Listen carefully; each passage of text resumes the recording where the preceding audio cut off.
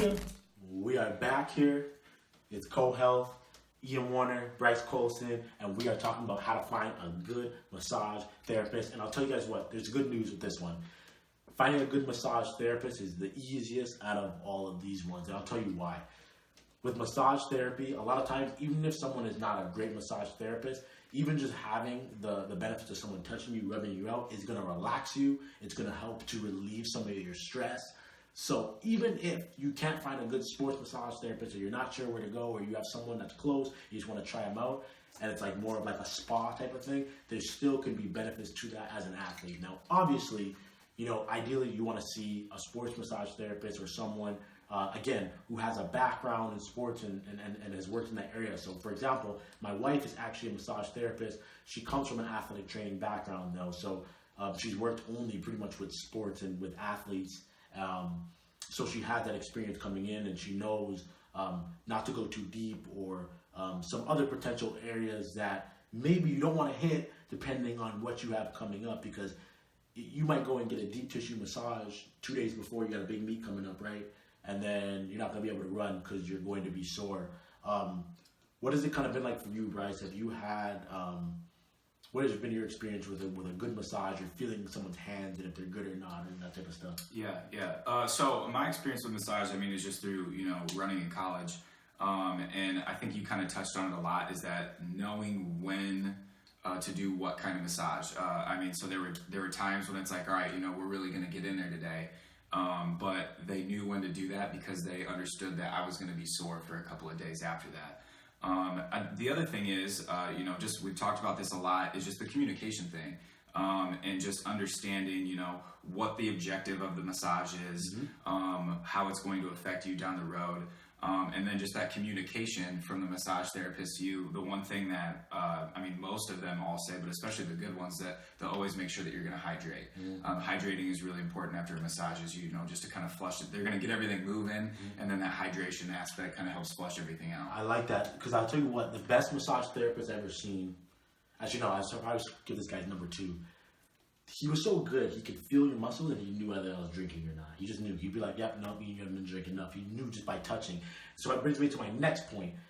You have to get treatment by a few different people, because that's the only way you're going to start to develop what good hands are and what bad hands are. So, for example, my wife, the reason she ended up going to massage therapy school is because when we were at Iowa State and she was just an athletic trainer, I asked her to just rub out my hamstrings one day, and I could tell just by the touch, just by her hands, that if she got trained as a massage therapist, she'd be a good one. But the only reason I was able to do that is because I've gotten touched by enough people to understand what is good and what is not good. There was another massage therapist that ended up getting contracted with Iowa State. She's here in Des Moines. And I'm telling you, this girl touched my body. I was like, her hands were like magic. And Are you sure this was a sports massage? Yes, this was a sports massage. But honestly though, her hands were so good, and I'm telling you, she could find any tight fiber, and like by the end of the massage, it was just gone. She just knew how to find it and work it out. But it's just, it really is an art. Like I would say it's the hardest one to describe. But when you find someone after seeing a couple different people, you'll just find those hands that just work for you.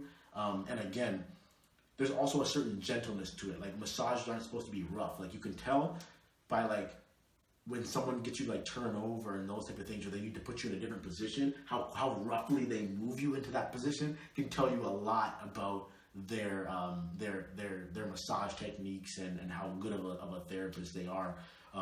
But again, a lot of massage therapists, this is important to understand, they are not necessarily going to diagnose an injury. This is really important to understand. If you go to a massage therapist and you have a hamstring injury, let's say, they're going to rub you out, but they're not going to say, hey, you have a grade 2 hamstring injury and this is the type of rehab that you need to do.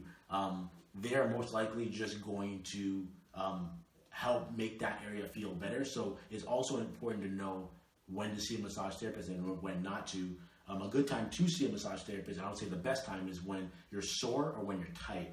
But when you're injured and you've actually like hurt something, and you blew your knee out, or you actually like ruptured your Achilles or whatever the case is, you probably want to see either a PT or a chiro first, and figure out what the plan is going to be, whether, you know, maybe there's some injuries where you actually have to go get surgery, so you want to go that route first. But once you're getting back into training again and it's just dealing with, okay, now I want to recover quicker, I want to get back to practice and those type of things, that is a really good time to make sure you're seeing a massage therapist regularly. So knowing that is important, and that's why you always gotta have a massage therapist in your team. And that's where CoHealth comes in. All you gotta do is go cohealth.com. If you know you're looking for a massage therapist, but you're not sure what skills you need them to have, we can help you figure that out. We can find you the best ones locally and make sure that you're going to see the best of the best of the best in your area so that you can get healthy and get back out there. If you have any questions, hit us up, leave a comment down here on this video, or go to CoHealth on Instagram or Twitter or even our Facebook, whatever you want, and we'll make sure we're getting you fixed up.